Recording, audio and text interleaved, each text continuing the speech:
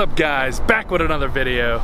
Today we're doing something I actually did a little while ago when I first started this channel, before Andy came into the picture and all that, but I wanted to redo it again because I noticed now, at least for me, I mean, you guys tell me in the comments, but I feel like I've been doing a lot better as far as my comfortability in front of a camera and just everything along those lines, as well as I forgot a lot of things and I remembered once I looked back on some of the older videos back like when Andy first joined with us on the channel. We really went into depth with him on the channel and we never really got to do that with me. And I mean, we said little things, but nothing like super like in depth. So this is really just my story with the car and where I got to where I am and past vehicles and stuff like that. So yeah, without further ado, as you know her, here is my 2015 Mustang GT. She is competition orange. She's a base model, but she's got the Brembo brakes up front. It's got the performance package, so it's got the 6-piston Brembos. And I did little things on the inside, but we'll get to that. But there's a shot of the inside. See the gauges in the center there for the performance package. But yeah, just to walk around the car real quick. Forgive me, it's not the cleanest right now. It's cleaner than it was because this past weekend we went to Cars and Coffee, so it was a little bit cleaner. So it's not too bad, I suppose, but where I park it, it's got these damn little petals that always fall from the damn tree. So those are all over the damn thing, but yeah, first off, you can tell I got these big old meats on the back here. These are my Dark Star Race Stars. They are 305 45 17s, and if you've never put a tire on a fast car, then it definitely makes a difference. It's ridiculous. It scares the crap out of me with these damn tires on this thing. And they're so good at the strip, it's insane. I went from running like 14 seconds to low 12s, like really low 12s, just by changing to that tire right there. But as you can see up here, we got some of my stickers, and that was for the 100 mile an hour club at the National Trails Raceway where I go. Basically, if you went over 100 miles an hour in your ET, then you got one of those. I was like, sure, I'll take it, whatever. And recently I did some brakes on this thing, so I got the Hawk pads, and then I got the 800 horsepower drive shaft shop axles, which you can't really see, which is why I'm showing you it this way. Then I got the cold air, which I'll show you in a minute, under the hood, and then obviously I can't show you that, but I got the McLeod 800 horsepower twin disc clutch. And if you haven't followed me yet, and Baxter S550 on Instagram, but you can kind of see them up here where it says Brembo is behind there. I believe the rotors on these are like 15 and a half or something like that, 15.1, 0.2, something like that. But this thing stops on a dime. It goes real freaking quick for what it is. But yeah, as far as we'll start from the rear end and go forward, because there's probably more in the rear end here than there is mods up front. But we start off with the tires, and we got the 800 horsepower axles powering them. And then further in, we got the 456 gears from Yukon. And some of you are saying 456s, what in the hell is wrong with this boy? Yes, 456s, they're a bit ridiculous. I was just gonna go 410s. I already had 373s in it because it's a stock. I mean, 373s from the factory because it's a performance pack vehicle, like I said. But yeah, I was gonna go 410s, and I was like, no, I'm just gonna be that guy because I wanted to be different. Everybody puts 410s in their car. You don't hear a lot of people putting 456s in one of these. And it's retarded, I'll tell you that. It's just ridiculous. surprisingly still hits like 40 mile an hour in first gear when you mat it, but it just goes right through the gear. Like I said in the previous video, these gears just freaking fly through. It's ridiculous. But that's as far as the drivetrain goes from the back. But I've got a lot of suspension work done to this thing. Like I've said before, this thing goes super straight with the help of those tires, obviously, but the suspension, if you don't put suspension on your car, you ain't going anywhere quick, end of the day, especially with a Mustang, because wheel hop is your #1 killer when it comes to leaving on the line, or off of the line. But yeah, so as suspension goes in the rear end, I just recently did the diff bushing inserts, which I've actually had for over a year. It's been sitting in my toolbox at work, and I completely forgot that I even had them. And it all just really look at me, or listen to me. It helps with wheel hop. And that was my 100% goal, is trying to get rid of all the wheel hop. It's probably at like 96% gone. It's hardly noticeable, and it really doesn't do it at all, to be honest. I mean, it has to be like the perfect conditions for it to happen, but it's almost 100% fixed. But it's, as far as suspension goes in the rear, it has Steeda braces that basically mount to the frame and then to the subframe, causing it to stay solid and planted, so the rear end can't just like move out of the way, which is good. So it's basically kind of turning the IRS car into a solid axle car, which is what I was going for, because I'm trying to make this car a straight line fun car in a way. Which a lot of people would say, why don't you just go buy a Fox? Why don't you go buy a New Edge? Why don't you go buy something that already has a solid rear axle?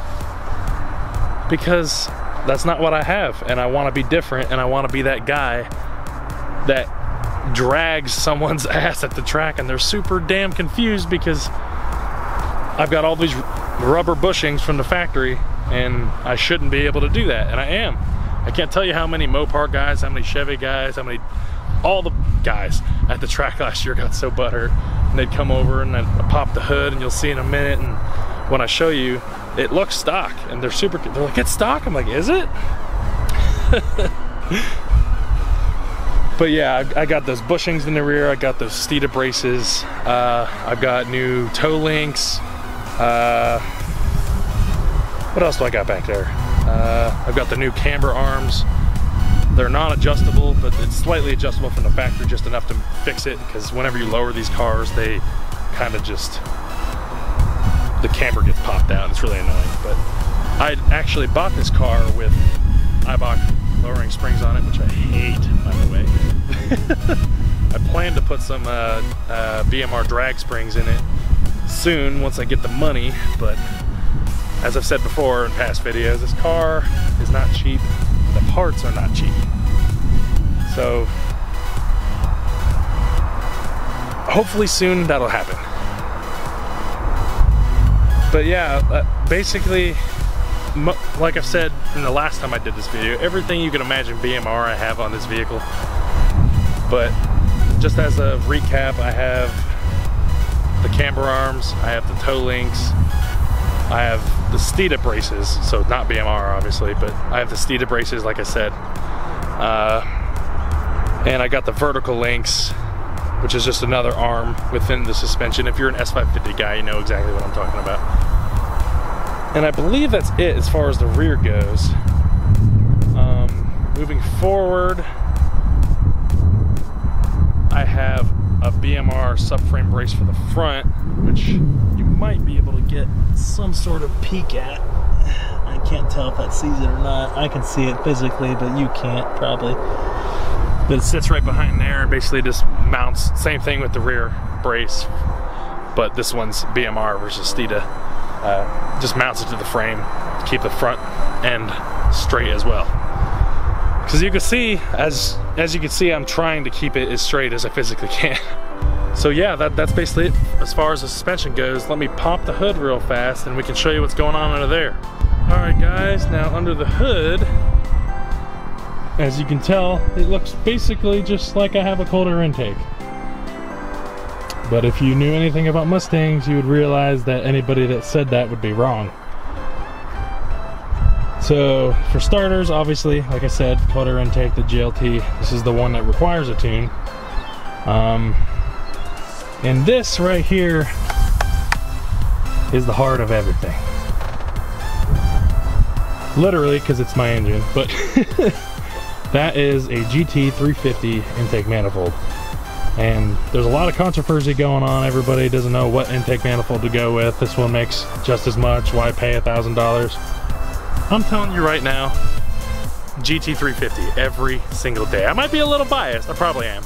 Let's be honest. But it confused my dyno tuner, Dyno Brian at Dyno 2 Motorsports. He was like, I've never seen an intake manifold do that before. And this was before all the 18 manifold ported stuff, before the 18 GT even came out.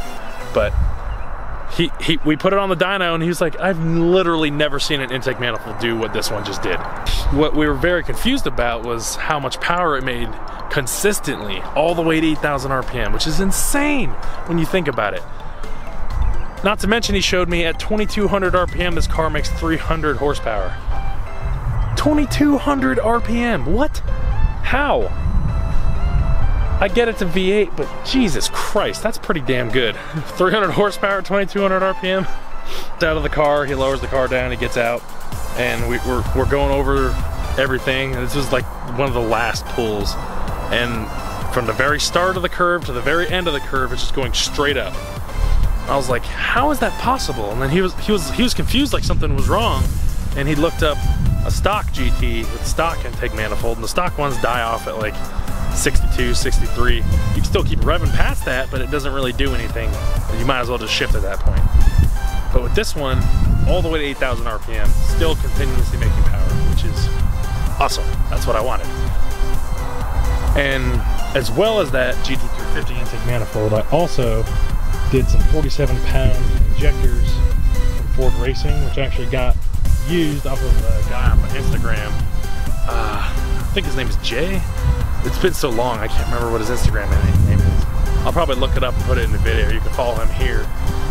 But yeah, he was a really cool dude. He gave me a sick deal on him. And the whole reason I wanted to do that was so I could run E85. That's really everything other than the long tubes, obviously. Can't really tell if you can see that or not, but I got the same long tubes that we put on Andy's. We got the Stainless Power or Stainless Works, one of the two. I think it's the same company. But 7" and 7/8 long tube headers, no cats. Ford Racing X-Pipe, Flowmaster, Outlaw, the rest. It's very ghetto and a sketchy setup, to be honest. I need to get a new cat back. But yeah, that's really it. And of course I got the two-step for the drag racing stuff, and it shoots flames and all that. But that's really it as far as mods go. Under the hood and suspension, we covered all that. And let's just take a gander on the inside here. As you can see, I got the GT350R steering wheel. It's got the Alcantara, and I've also got the GT350 shift knob in there. And that's really it as far as the interior goes. I haven't really touched the interior of this car, really the exterior in general either, because I've been so focused on trying to make this car go fast. I haven't really done anything else, which I want to do, because the car is finally where I want it. And other than the oil pump gears, obviously, but that's really the last thing I need to do. And then we're ready to rip, and I'm ready to start doing some exterior stuff, some interior stuff to make it look a little nicer. Try to make this car look more like a premium than a base. But yeah, that's really it as far as the car goes. But I want to get into, like I said at the beginning of the video, the whole story behind this car and me, and cars from the past. So really, all of high school, I've just always been a car guy. I grew up wrenching on cars. We built my brother's 72 Monte, which he traded for a V6 Pro Charged. Mustang SN95, which he's probably gonna kill me for putting this in the video because he's a real big car guy too, but suck it. It's my birthday, I'll do what I want. But yeah, I started off there, and I've always been in a rear-wheel drive, some sort of muscle car my whole life, all throughout high school, which is ironic. I started out as a Camaro person. I had an 86 Z28 Camaro was my first car, and then I bought a 98 Camaro for my first stick car because I wanted to learn how to drive stick, and that car almost got me killed. And that kind of brings into the next car. That car almost got me killed because everything died on the highway. It was on the news in my local town. It was pretty bad. And once that happened, it was about time to go to college. I was a senior in high school when that happened. And it was about time to go to college, and my dad just sat me down. He's like, look, we need to get you a car that can actually get you, because I was going to school in North Carolina, that can actually get me to North Carolina and back when I need to, reliably. And we sat down and tried to find something that I liked and that would actually be reliable and somewhat decent in general. So that car was a 2006 Ford Mustang V6 with the pony package, which really wasn't much more than some stickers, to be honest. But it was a 6-speed, I think. This car's 6 speeds, right? I think so. It's been a while. That's like 2 cars ago. But yeah, and I love that car. I actually really miss that car for some reason now that I'm talking about it. Yeah, I started out there. I went through all of college with that, heard all the jokes from the other kids and adults, really, because I went to a technical school in North Carolina for wrenching on cars. It was UTI, the NASCAR one in North Carolina. And what city was that? Was it Mooresville? I think it was Mooresville. Yeah, Mooresville, North Carolina. But yeah, I did that for almost 4 years, and then I graduated in 2015, and actually like 6 months prior to me even getting the job where I work now, my boss emailed me asking if I wanted the job, and I was like, I'm still in school, man, but if the job is available when I get out, you'll be the first I talk to. And that's what ended up happening. Everybody else just kind of was just screwing around. I didn't have the time. So yeah, once that happened, I was there at my work now for probably a week, maybe a little over a week. And I remember seeing the used car guy at the time. He was working on a car, just came in. It was a 2013, I think, like that maroon, like candy apple looking red color GT, Mustang GT. And it was a manual, it was a premium on the inside, didn't have the big old brakes or anything like that, but it was my first really somewhat decently new car that had a good bit of power, because it was the Gen 1 of the Coyotes, 2011 through 2014, if you don't know.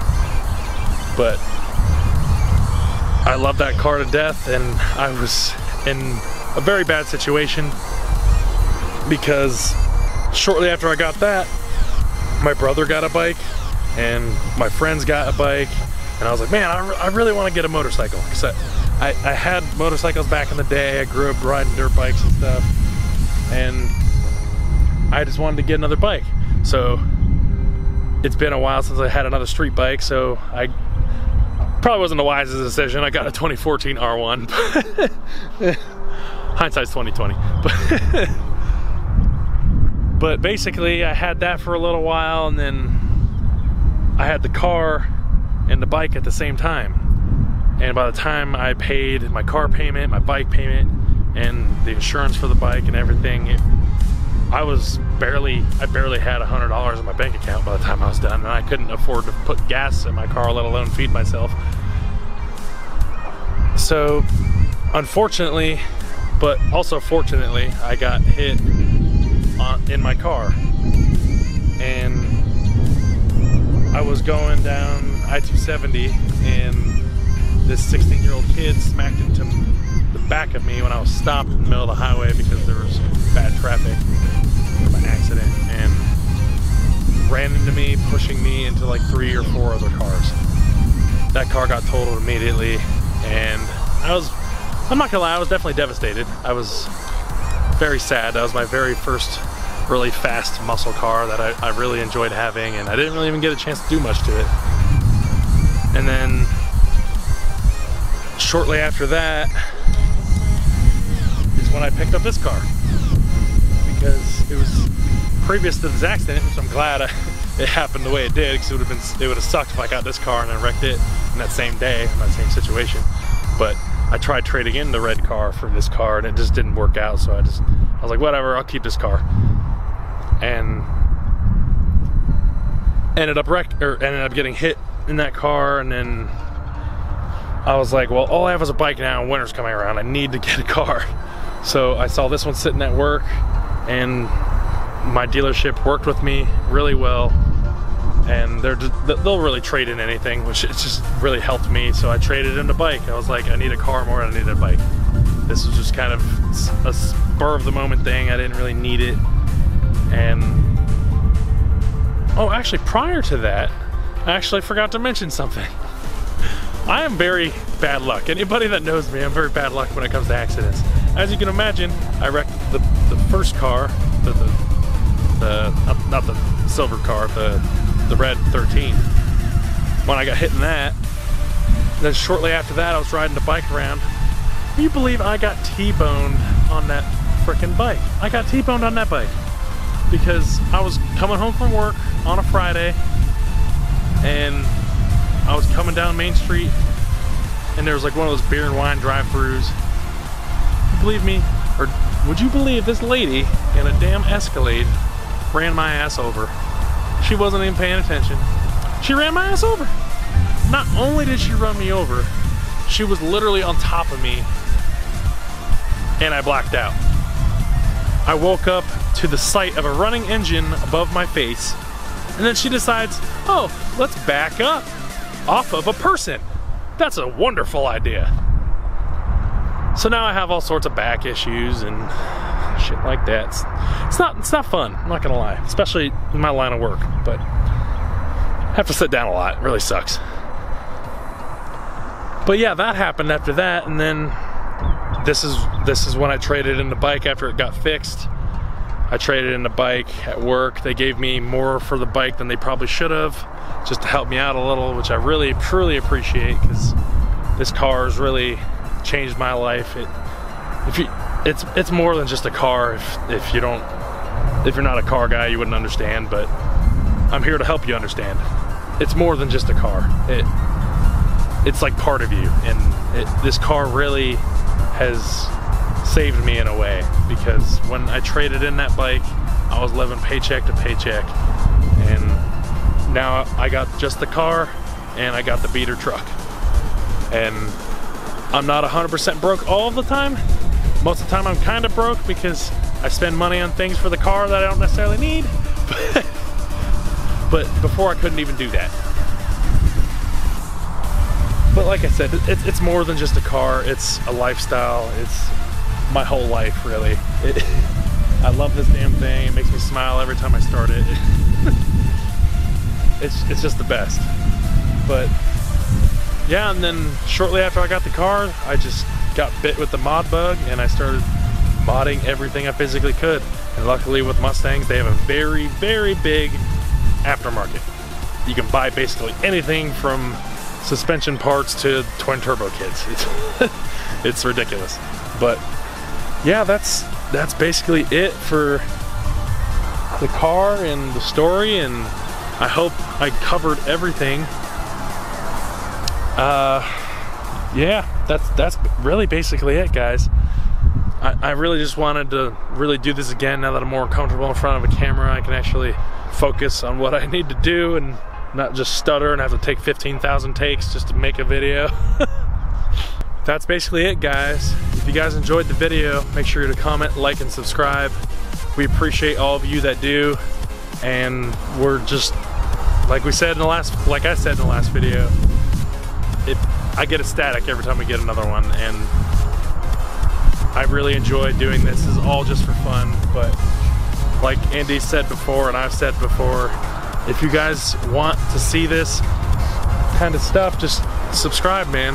And one day, if you don't have it already, you'll get it. It just takes time, takes lots of work and lots of money. But one day you could have something like this, because I never thought I would ever get to that point, to be honest. I never thought I would be nearly as successful as I am now. Not that I'm the most successful person in the world by any means, I'm just a mechanic, but it truly just makes us so happy that all of you guys are enjoying the content. Our views are going up, the subs are going up, and it's just awesome. So if you guys enjoyed the video, make sure to comment, like, and subscribe. Alright guys, that's basically it. I'm Nick, that's a car, those are fat tires. We're doing it for Dale, like Cletus McFarcan. That's my favorite YouTuber, by the way. Anyway, if you guys enjoyed the video, make sure to comment, like, and subscribe. Share the channel, share the videos, and if you enjoyed the content, stick around, man. It's only gonna get better from here. But yeah, without further ado, we'll see you in the next one. Peace.